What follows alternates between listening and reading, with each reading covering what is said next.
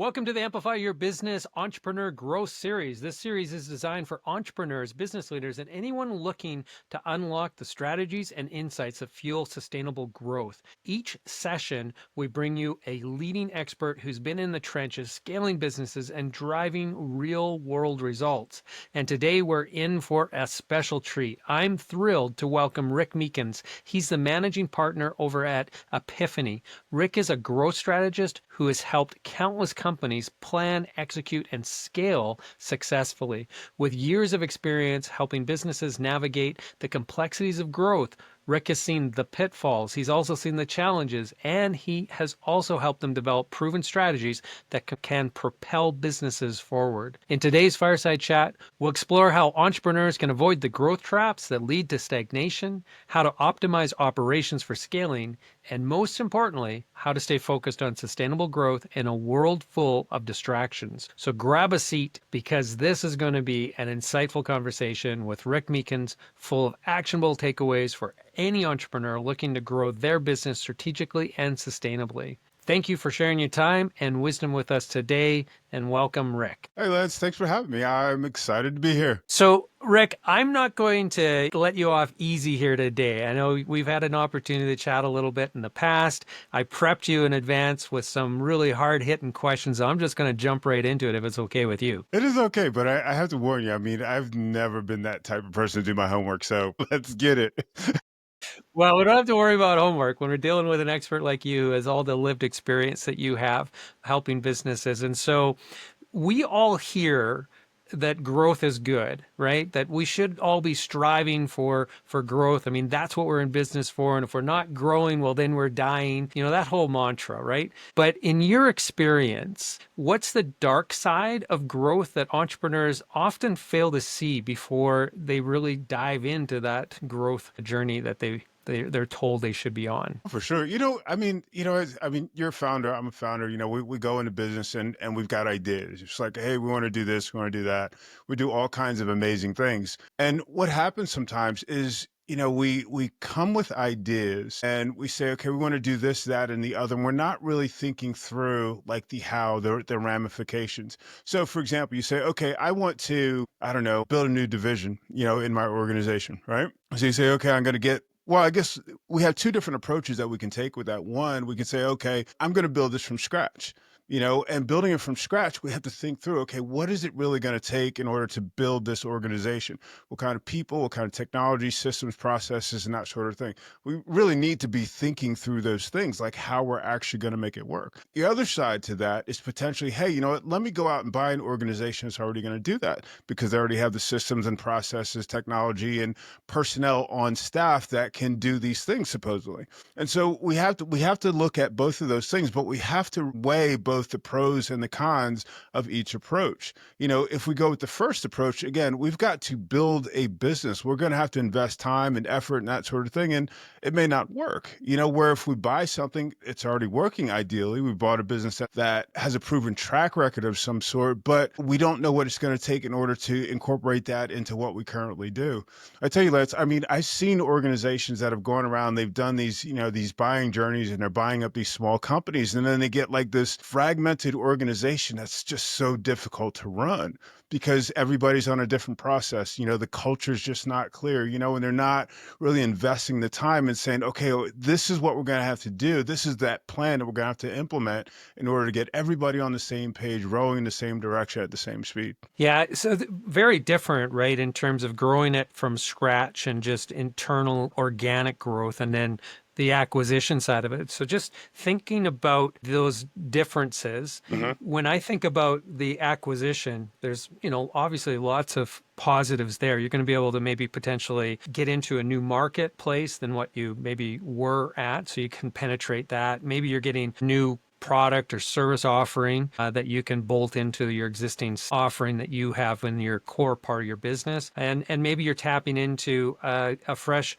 set of resources in terms of the humans, the human side of it, capacity and expertise and so on, right? So tons of advantages there. But like you said, there's that broken, disjointed systems and processes and so on. That is the major downside to that approach. Can you share with me any other downsides that you've come across besides that? And then I want to get into how to overcome some of those. Sure. One of the things, and this is something that, especially when you're working with someone perhaps that you know or something like that, that you want to buy an organization from. One of the things that happens with smaller companies is the founder is the business. So the founder is the person that has Yeah. relationships with the customers. The founder is the person that is keeping the team on board and moving in the same direction and that sort of thing. And sometimes when that founder leaves, there's a vacuum, and you end up, trying to cobble this thing back together, back to the way it was functioning before. And that's a real issue. I mean, if you talk to business brokers, you talk to people in that line of business, I mean, that is the greatest fear that they have. And a lot of times,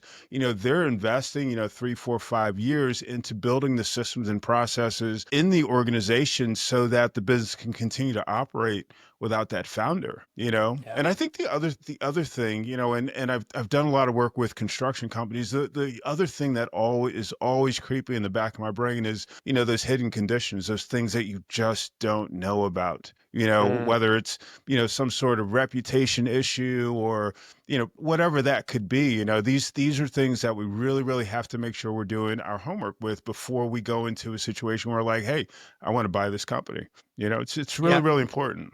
Yeah, and going back to your first point there, just in terms of that founder led, and if there's a lot tied to that individual as opposed to that founder having had created a business that can kind of run on its own, right? Like I think there's very, very different kinds of businesses there or situations that you're going to get yourself into if you are choosing a business that really without the founder, what is left over? And I know that we all look at things through rose-colored glasses, and I get this, like the analogy that I would have is when I hire somebody like on the sales team as an example. So in my business and in my previous life, being a general manager for another business in which I was hiring salespeople, every time there's always that promise of yeah, like they're going to bring in a book of business. They've got these relationships with all these different people and so on, right? And it's just like, yeah, they're going to hit the ground running right off the hop. And it never, ever, in my experience, it ever works out of that. I mean, usually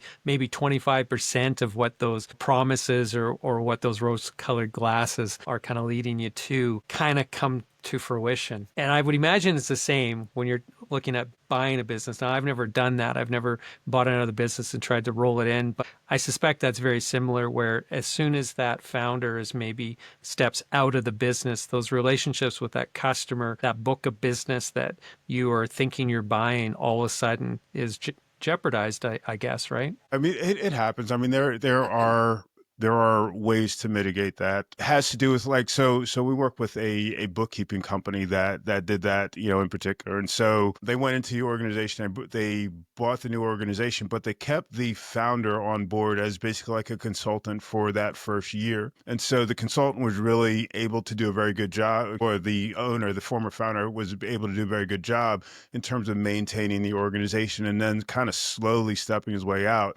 And what that allowed them to do is really build trust with their customer base and build trust with the organization. So they were actually successful. I would say they probably had an 80-90% retention rate. That's pretty good. Yeah. Yeah. And one of the things I've heard over the years too, in talking to other entrepreneurs who've done this, is if you can structure the deal such that the compensation package that the owner is getting is tied to a metric such as customer retention or something like that. And so you pay out that, the company, the owner that you're purchasing the business from, you maybe are paying them out over the course of maybe 2-3 years or something like that. And those future payouts are based on that. And so there's a massive motivation on their front to keep those relationships going strongly, right? Yeah, yeah, I love that. I had forgotten about that, but yeah, I saw that. It was gentleman I was speaking to, I guess about a week or two ago, that had done that exact model. Yeah, yeah, I love that. That's a great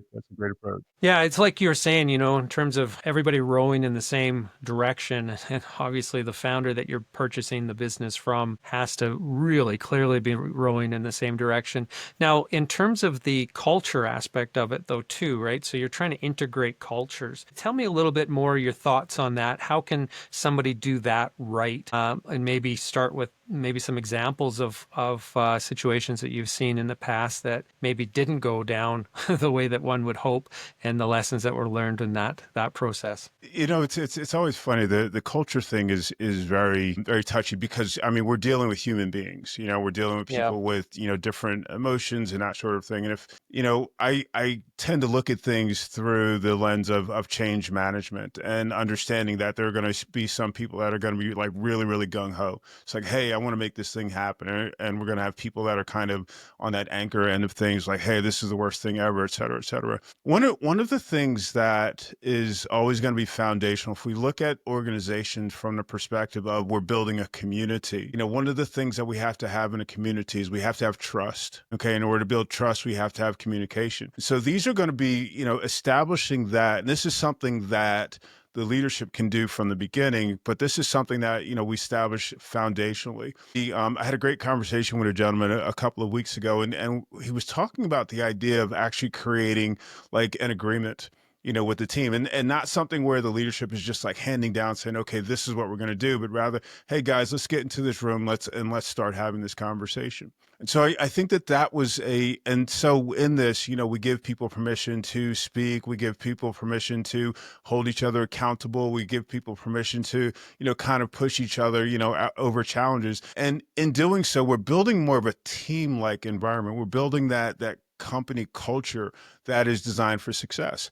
Now, this is from the perspective, of course, of just building this community. But the challenge that we have sometimes with combining organizations is we have overlap. We have people in both organizations that are doing the same thing. And so what we need to do is find a good way to help merge these teams together and then kind of find ways to there are going to be people that are going to have to exit the business. What I found to be the best way to do this is really to help people. It's like, okay, well, we don't have a role for you here in this organization, but we're going to help you. We're going to work with a recruiter to help you find a position in another organization or something like that. Just a really well thought out, because we have to remember in leadership, everybody is paying attention to how we're treating every other person. This goes back to that trust factor. So if we're not thinking about these things, then we're not leading properly. We're just kind of trying to survive. And that mindset it's not really sustainable, as a business. So we have trust, we have communication, we have, treating people with respect. And of course we have to work together to realign the organizations. This is something that, I think it's better to have an outside perspective to come in and just be able to give that oversight, because, a fresh pair of eyes is probably going to be your best approach for getting things to be as streamlined as efficient as possible. And so Yeah. we put all this together. I think we're able to, at that point, really create a plan that would be effective in terms of merging those two organizations. One of my friends, actually, they have a strategic communications company. Hmm. And what they do is they spend a lot of time working with businesses who are going through that mergers, acquisitions, I guess, growth strategy. And one of the things that they come in and do is those internal strategic communications pieces. So I think exactly what you're talking about, where it's like, let's get together, let's have a third party come in and actually bring the teams together, and let's work through how we collectively now want to show up, right, in the organization, show up for the customers, and build the strategy for growth, for integration, for sustainability, all together. And I think that that's really important. And I know, I mean, he's carved out a successful business just on that part of it. I mean, they do the external communications, but the big one that I think a lot of businesses forget about is the internal stakeholders, which in a lot of respect, if we all, really walk the talk that we often say, which we talk about our businesses really being like the people are the foundation of our businesses. If that's really a belief, which it should be, then we need to start there. Yeah, I agree with that. I've always been a proponent of, we need to have an internal marketing program, where Mm. we're communicating what we expect, to our team members on an ongoing basis. It's not just hey, here's the mission statement. We're going to put it on the wall, glance at it when you're walking by. But how do we live that, every single day? If we're not intentional about it, and, we've seen it in successful organizations, if we're not intentional about building our company culture and supporting the idea of our company culture, we're really setting ourselves up for, I'll leave it at underperformance. Yep. Yeah, for sure.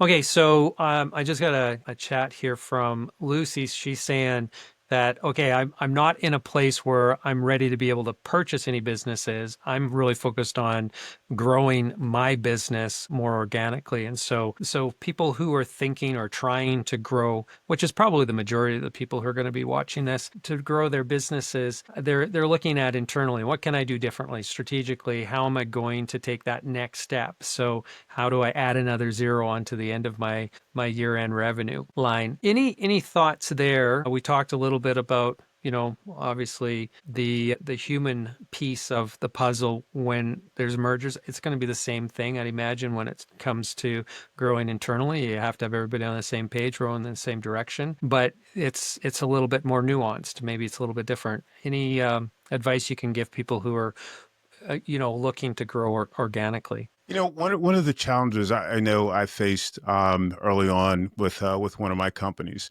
was that, I was there as a visionary. I knew exactly what I wanted to happen. And then I had people that were good at their jobs, whatever they were. This was a marketing company that we had at the time, and I had great, copywriters and designers and website developers and all that good stuff. But I needed someone, and this was critical. I needed someone in the middle that could take my ideas, my thinking, and then work with the team to really execute that. Because as a visionary, I'm looking at the big picture. I'm looking at, okay, I'm looking for world domination. I'm looking to be the best marketing firm and there's no like in between there. And then when I found that person that could do that, I mean, she was absolutely phenomenal. We would sit, we would meet, we would talk, and she'd say, okay, let's figure this thing out. And she would create a plan and she would execute it with the team. And she was really, really diligent about making sure that growth was happening in a way that didn't disrupt the team, didn't disrupt our customers, and enable us to begin to, add those zeros, as was mentioned. So there's that piece of that, as kind of that final piece on the human piece. But the other thing that we always do, that I always start with, is really understanding what we're really good at and what our customers really, really need. It's like, how can we do that better? How can we do more of that? How can we attract more of our customer base?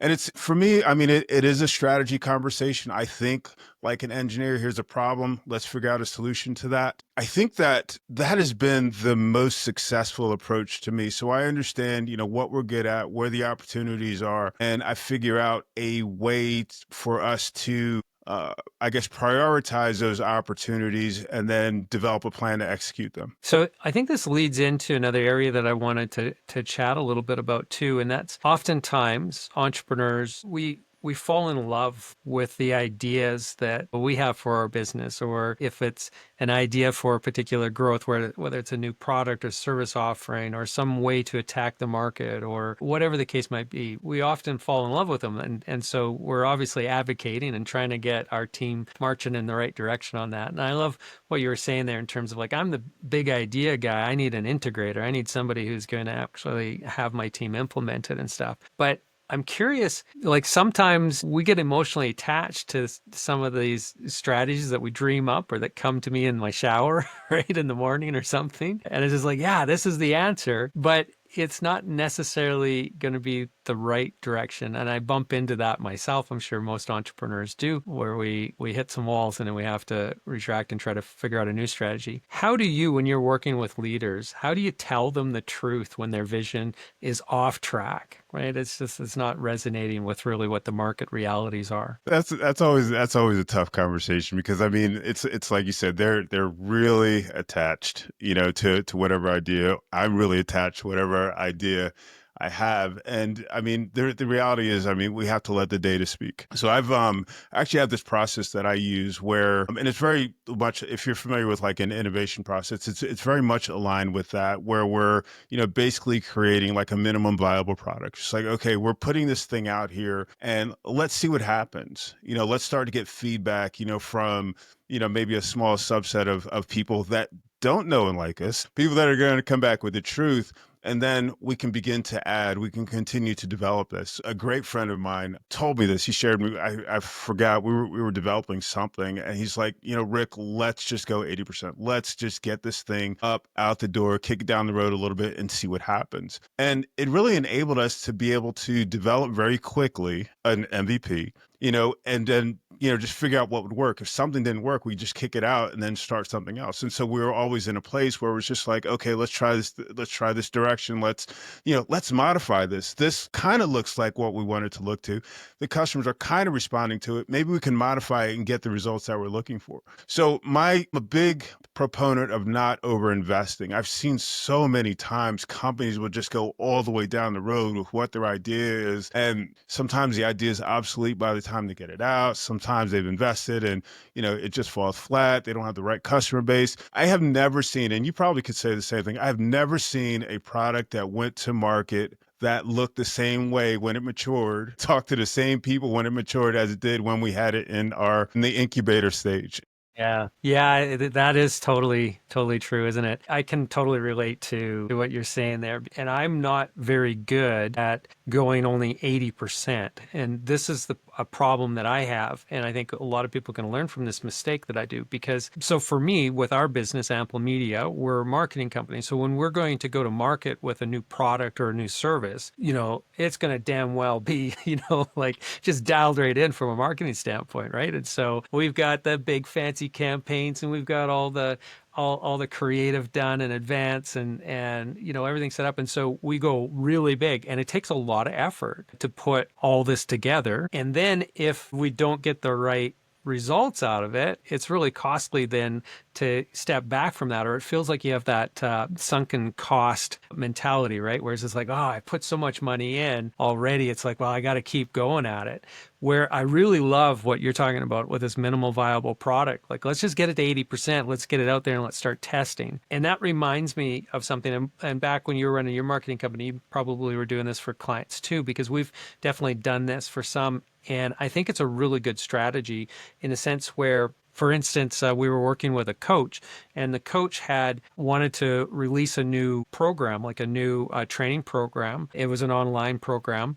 And so we were going through the steps of like creating the content and everything else. And then I asked him, like, just out of happenstance, because I usually think that the market research has already been done when a client's coming to us with those ideas. And I said, yeah, so like the market research, I'd love to see some of that so I could make sure that I'm positioning it properly. It's like, well, no, I haven't really done any market research. I have a sense that this is where things are going, and I'm pretty certain that my audience is going to be really interested in this. And so I said, okay, well, why don't we just pump the brakes on the course creation just in case that you don't get quite the response that you want. And why don't we go to market with something and just test it? And so what we did is we just created a simple landing page. We created a couple Facebook ads. At that time, it was on Facebook that we were targeting his audience. And we just ran the ads to this landing page selling this course that wasn't created yet. And so anybody who then went through and completed the purchase, because I wanted to see a purchase signal, as soon as they completed the purchase, then we got back to them right away and said, oh, shoot, sorry, we went live before, something technically happened. It went live before we wanted it to. We're not quite ready yet. Would you like to be on the waiting list or would you like a refund, right? And so what we did then is we spent a little bit of money on those ads to run the traffic to the site to see what kind of response rate we were going to get. And that was a brilliant way, I think, of really gauging accurately whether or not the market was willing to pay the price that we had for that product, and if they wanted it at all, right? So it worked out really good. And I think that's what you're talking about, right? Just create something, let's test it out, and then let's incrementally complete it then. Yep. Have that plan in place, though. Yeah. Know what those indicators are and be ready to rock. But yeah, we actually had a similar situation. We had a gentleman that was creating a course, and I think he created probably 50-60% of the course. And then we did the exact same thing. We launched it and, did the marketing around it, and we were able to gauge, market acceptance in that case. Yeah. Yeah. So I think for the founders who are listening to this right now, I think the action item here is just I think proactive, I guess would be the right term. Be proactive in empowering somebody on your team to be able to go, just let's pump the brakes a little bit. And when you do come into the room with a great idea, because that's the thing with a lot of us is I mean, I know that's the way for me anyway, and a lot of entrepreneurs I talk to, they can relate to it, where it is I get ideas all the time. Like, I have no shortage of ideas. What I have a shortage of is focus and discipline, right? And so I need that in the people that I have on my team. And so I think that's the takeaway, is empower somebody. Make sure you have somebody on your team that can do that for you. I love it. I love it. Yep, absolutely. Oh, yeah. So, one of the things that you do, I know in your business, is you work with businesses on the operation side of things too, right? So, you get in the weeds of like, okay, the systems and everything else. And so, I'm constantly, I don't know about you, but I'm constantly getting cold outreach emails from software, people who are trying to sell me some sort of piece of software. And the promises are, out of this world. It's going to fix my business. I'm going to grow like crazy. It's going to reduce my costs. It's going to make my life easy, right? And seldom is that ever the case. Talk to me a little bit about the way you think about technology, the role it plays in, business operations and allowing businesses to really grow and so on. Yeah, I mean, first and foremost, technology is a tool. It's an enabler. We were doing the same things, 30 years ago. We would write a letter on a piece of paper, we put it in an envelope, we put a stamp on it, we put it in the mail. Now we're doing this through email. We're communicating, we're using a different means. And so what is most important, when you're thinking about technology is you're thinking about the way that your company runs first. You want to have those processes, how you do things in place first. You want to have your systems, how different parts of the organization work together first. Okay, if you want to do something different, then you do something different before you get your technology.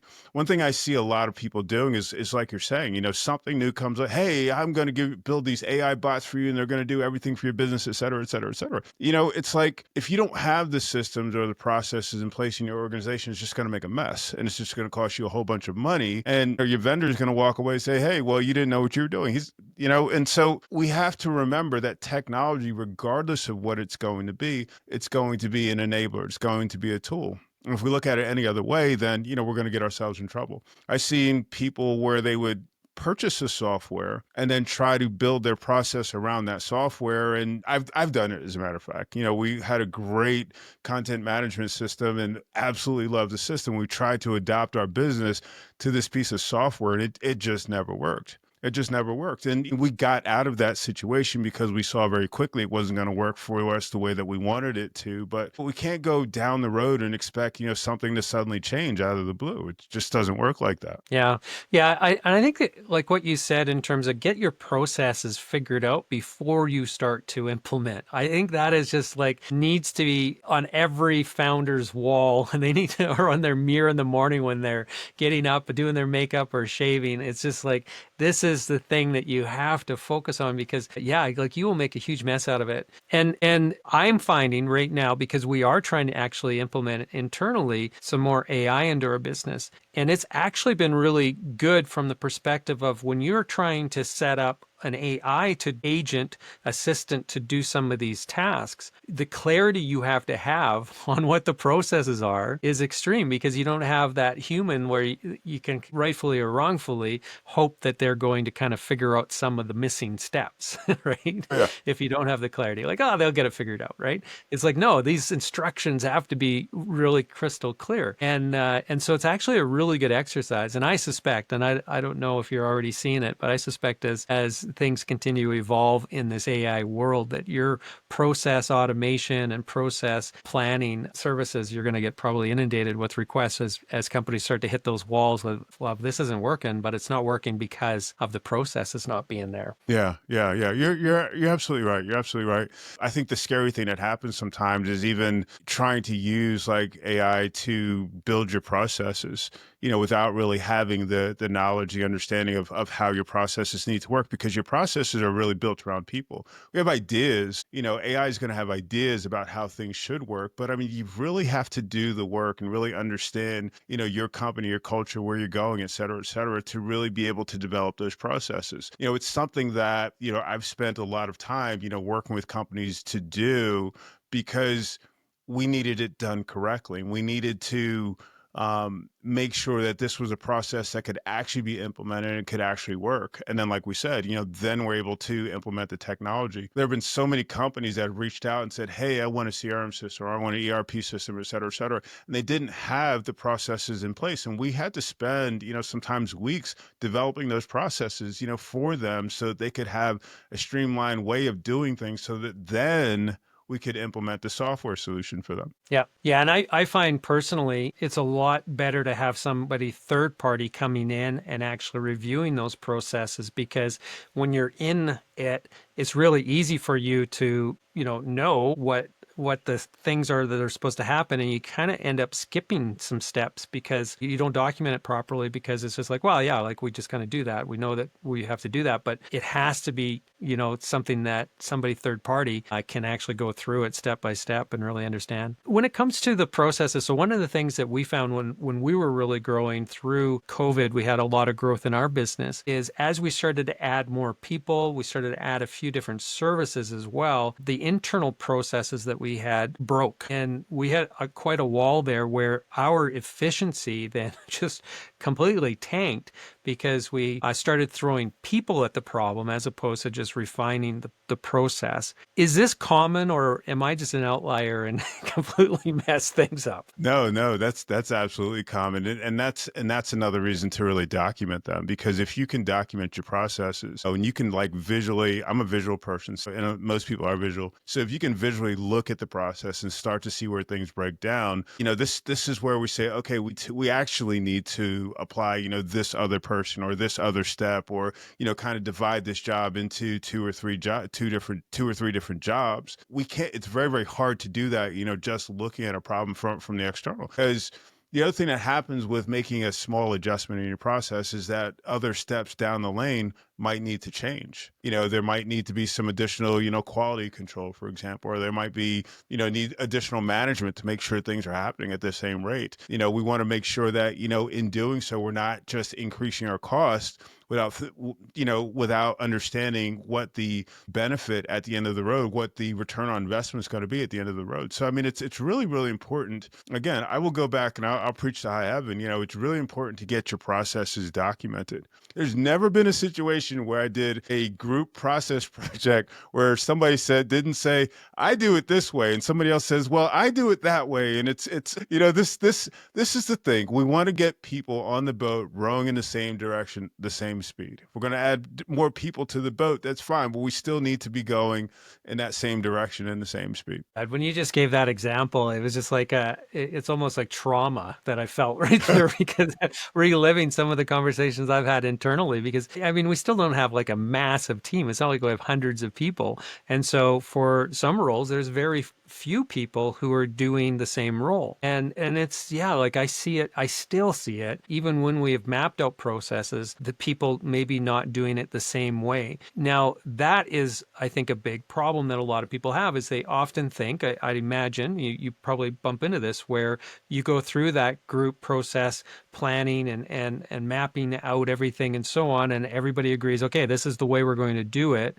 And then there's like people just start to meander within that a bit. How do we keep our teams aligned with executing properly on those processes? Then it's not enough just to have them, obviously, right? Yeah. That's always a hard one. We don't want to get into a place where we're micromanaging people. We don't want to get into a place where people are doing things without thinking. You know what I'm saying? Because, both of those are going to lead to, lower productivity and less job satisfaction. Again, we're thinking from the perspective of community. How are we all going to get to the same destination at the same time and feel good about what we're doing? And so what we want to do is we want to help people, make sure that people understand why we do things the way that we do. So it's not just about getting things done faster. It's not about, hey, you know what, I found the shortcut. It's like, hey, this is what we do. This is why we do it. Perhaps give me some input. Are you seeing something differently because you're on the floor? And this is, we're talking about, tactical people. You're on the floor. You're doing this every day. Why are you doing this differently? Is this something that other team members might take advantage of? Are we more productive as a result of this?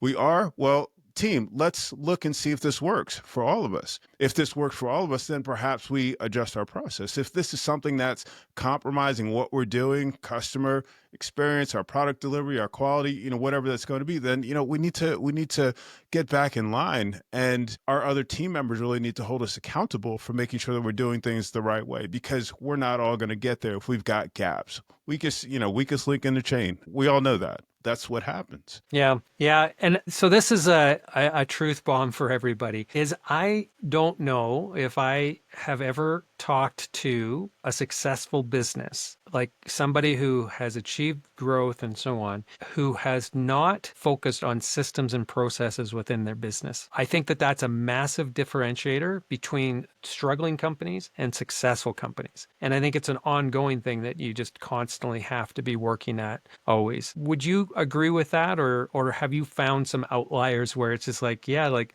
you scratch your head and go, these guys are wildly successful, but man, they don't know what the hell's going on internally inside their business. I don't think that happens, right? I can't tell you. I cannot tell you. I can tell you companies that have grown exponentially and then just called, said, "Hey, we have a fire every single day. We need help." That I've heard that conversation, after someone has, done acquisitions and stuff like that. But no, and it really goes back to the first conversation that we were having about, if you want to, it's your company has no value outside of you if you don't have those systems and processes in place. If you go, the key is, if you go away on vacation, for 3 days, for 5 days, something happens or whatever, are you going to come back, and is your organization still going to be there? Is it still going to run? If not, then you have a problem.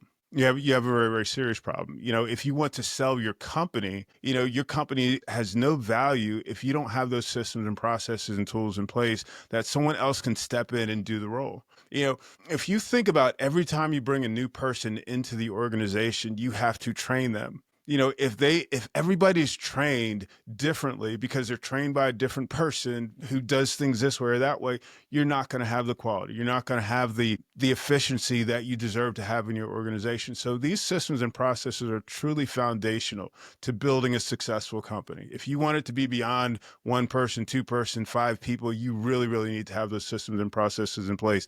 And you want to start early, because you starting the company, you're going to do things a certain way. And even if those processes are going to change over time, you want to have a foundation that you can build from. So if you're out here, you're the person that is doing whatever it is in your company every single day, start documenting it every single time, every single thing that you do, so that someone else can come in, take over for you, and it's not going to be like, I don't know, what is that phrase? Reinventing the wheel. Yeah, yeah, yeah. Yeah, and I again, that's me. I oftentimes am reinventing the wheel, and I know that's super frustrating for my team. And so thankfully I have an operations person now who, gets in between me and my crazy ideas sometimes, and is just like, let's pump the brakes, right? And so I think it's critical that we don't fall into that. And I think as entrepreneurs, we're probably more predetermined to do that than most of the population out there. One of the things that I'd like to ask you too is when it comes to scaling, most of the time we think that big growth means everything's going well, right? So, like I said at the earlier on, where if you're not growing, you're dying, right? We get into this there's all these different catchphrases and ideas around that, where big growth means everything's going great. What is one red flag that you can share with us that from an operations or strategy perspective, that is a really good signal that a business is growing in the wrong direction, even if it looks successful on paper? What I think one of the things that I guess your early indicator is really, and I wrote, I'm laughing because I wrote an article about it not too long ago, is your customer support starts to wane. It's like Oh, when there's just been so many companies, when you first start with the company, they're young, you call, it's like, hey, I've got a problem, and you got somebody that's knowledgeable, that knows exactly what's going on. It's like, oh, well, you can just do this, that, this, and the other, and it gets fixed pretty quick. quickly. And then, years down, you see the company has grown, and like, oh, we've got, X number of customers, blah blah, blah, and you call and you get you get a chat bot that takes you in circles, for 15 minutes before you're finally able to speak to someone. And you speak to someone and they start out by telling you what's wrong with you, what you've done wrong, et cetera, et cetera. And it's just like, come on, I've been using this software longer than you've been alive. Come on, work with me here a little bit. But yeah, that's one of the big things, because you have to realize that, we're in business to serve our customers, and it's a complete customer life cycle. It's not just selling the product, it's how they're using the product, how they're engaging. It's their relationship with us, quote unquote growing together. So whenever we're starting to see cracks in that, as we're growing, I mean, these are indicators. We're getting the feedback from our customer base. Well, I was just going to really talk about a big company that has, like, I mean, you've seen large companies that have grown exponentially, and you see their Google ratings going from, like, oh, this is the best thing since sliced bread, to, Yeah. 1.2 ratings, and they act like they don't care. They're Mm. just looking at that bottom line. That doesn't work. That's not sustainable. If you've got a company that you are growing, you want to look at these things. And that's even before looking at, hey, what's my turnover like? I'm constantly in the rehiring business. Hey, do I have control over my finances? Am I billing my clients on time? Am I getting my receivables? All these other indicators are certainly going to be indicators that you're not growing. You're not watching the till the way that you need to. But your Yeah. customers are foundational to your company's growth. Yeah. Yeah. Another one that I'd love to throw in the mix too is so, like, when we were going through rapid growth, that top line revenue number was looking really great, right? But then my profitability wasn't there because we had very inefficient. So we were actually making less money as a take home net than what we were when we were at a lower revenue top line. And I mean, that's a pretty easy one to see jump off the page pretty quickly. But the one that caught me off guard was my cash flow. So I was having a hard time. I got into a place where, we were scaling, had to scale the team because I'm a service business, right? And so it's the people are my product, really. And so we have to get more sales. We have to get more people to satisfy those the delivery of that. And my cash flow, I got way too far out ahead of my skis there. And that was the one where I wish I would have been monitoring and watching a little more closely, and then strategically planning that growth out from a cash flow perspective. And so I wasn't as strategic as what I needed to be there. I didn't take the time to really model it out as to go, okay, well, this is what the impact is. This is what the revenue is going to be. This is my cash outlays and so on, and really map it out. And so we got into some months there where it was just like, I don't know if I'm even going to be able to make payroll this month, right? Or Yeah. this week. And so I think we managed through it, but I mean, it was scary. Yeah, yeah, yeah. Totally, totally. I always tell people when, we go into these conversations that, growth is going to cost money. But I think, what you described in terms of, just planning out your cash, over time. It's like, okay, I'm going to have to hire this person. It's going to cost me this. I've got to do this. I've got to do that in order to support growth. I mean, that's the approach. Absolutely. That's absolutely the approach. Yeah, and I think the one thing that we all also have to remember to add into that equation is all of the technology pieces, the license fees and everything else that come along with the added headcount, right? Because most of us are now using tools that are software as a service. And it's not just one tool anymore in businesses. I don't know any businesses that, only have one or two things. It's usually a suite of them. And you start looking at the impact of those extra people in the business as well. That's a big cost and cash flow thing that, again, I was really surprised after when things got bad and I started really dialing into it. And it's just like, holy crap, like we have to make some changes here in terms of our tech stack. Yeah, I've seen that. It's just like, hiring one person has got to cost me what? Yeah. Yeah. Yeah, it's Yeah, amazing. absolutely. So just going back to that technology aspect again. So when it comes to technology, I know you consult with a lot of businesses on that, on what is going to be maybe best for their business for the various operational aspects of their business, right? One of the challenges I have right now, and I'm sure it's always been a bit of a challenge, but it seems like it's just been exasperated lately, it has been the rapid evolution of some of the tools now, some of the software, as they're, adding AI capabilities within, and, all the different models have different capabilities and different tools are integrating different LLM models. And it just seems like this tool sounds like it's promising the world. It sounds, and then a couple of weeks later, there's another tool that beats it.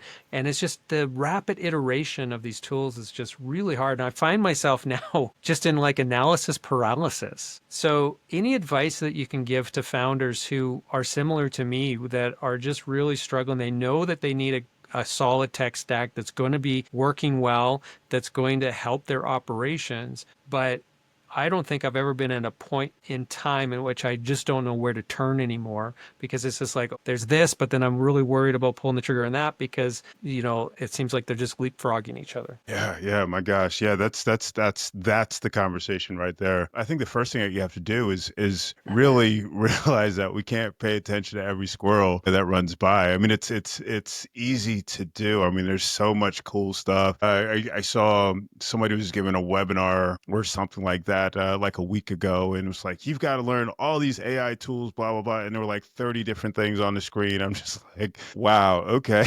What exactly are you going to do with that? And it's tough because as entrepreneurs, I mean, we're wired to look for opportunities where we just think differently. It's like, I was talking to a guy the other day, and we were just talking about the idea that a friend of mine had, quote unquote, retired, been an entrepreneur his whole life. He retired 70 years old, it's just like, I'm done. And then he starts another business because that's the way that we're wired. Going back to technology, I mean, we can't put ourselves in a position where we're making precarious decisions, because we have a great idea. We have to be able to stay the course on what we're doing. So first and foremost, we're keeping everybody on the boat. We're keeping them rolling in the same direction at the same speed. Now, when we want to make a technology investment, we do it the way that we've always done.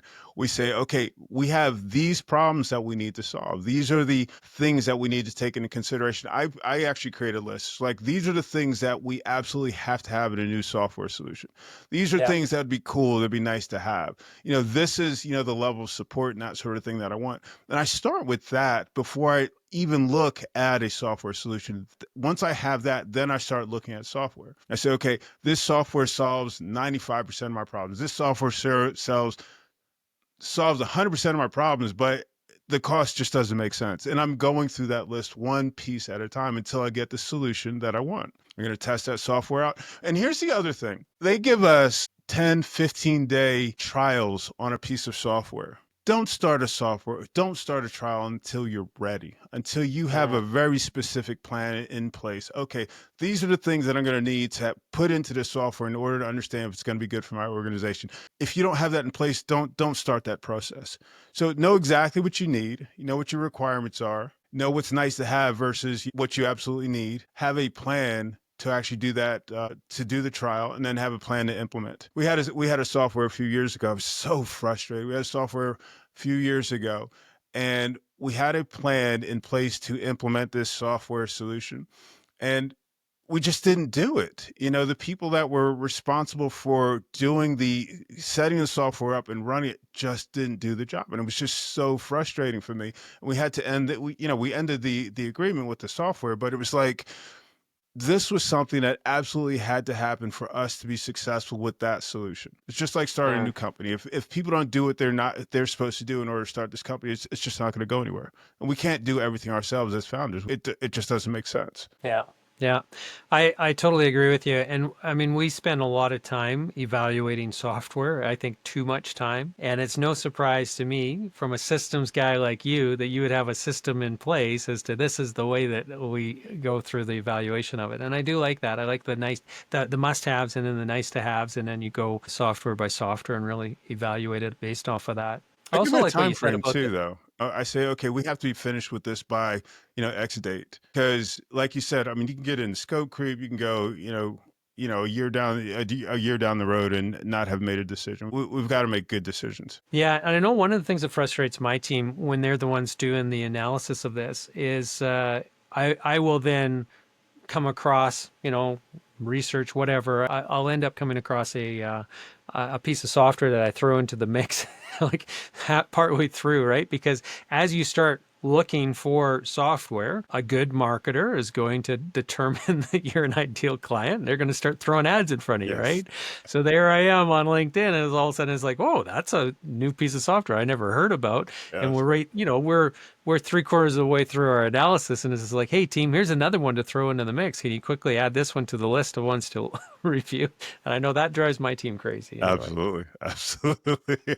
I can understand that. Yeah, hey, folks, we're here today talking with Rick Meekins, and so he's the founder of Epiphany. If you're interested in checking out what he's doing, head over to epiphany.com. And now it's a special spelling, so let me spell this out to you. It's AEPIPHANNI.com, epiphany.com. You'll find out everything you need to know about him. And if you are in need of a fractional, growth expert, somebody that can really help you as a third party come in, he's got a quiz actually right at the top of his website there in his hero image on his homepage. It says quiz, could you use a CGO, right? Click on that and that will give you an answer as to whether or not you're ready for an expert like Rick to come in and chat with you. Rick, before we go, is there a way that you can kind of sum up the greatest tips, I guess, pieces of advice that you would have for a founder who in particular is looking at growth through an organic and incremental growth strategy in their business? As you mentioned, I've worked with a lot of companies over the years, and what I find is there are three important components to growing an organization. One, you've got to have the right team. And so when I say the right team, I'm not just talking about, we've got, all these positions filled, but we're also talking about the different roles that are going to be involved in growing that organization. As we talked about before, you've got your visionary, your person that's going to be the big picture person. You've got your person that's going to take those ideas and just, turn them into something that's going to be more tangible. And you've got your people that are actually doing the work. We always do, when we're working with companies, we do those evaluations to find out, where those gaps are so we can make sure that we're accommodating for that. A second thing is that, when we're developing a strategy, we have to develop the strategy with the team in mind. If you think about a sports team is not going to adopt a strategy that another team wrote because the members of that team are different. They have different skills, capabilities, capacities, et cetera, et cetera. So we have to build a strategy based on that. And the third piece of that is strategy is dynamic. It's not something where you take it, write it down on a piece of paper and you execute it beginning to end. Because as you know, every month, every quarter, something is going to change. And what we want to be able to do as business owners is really think, okay, because this happened, how is that going to impact my longer term view? How do we need to adjust our map, so to speak, so that we're still going to hit our target where we want to go?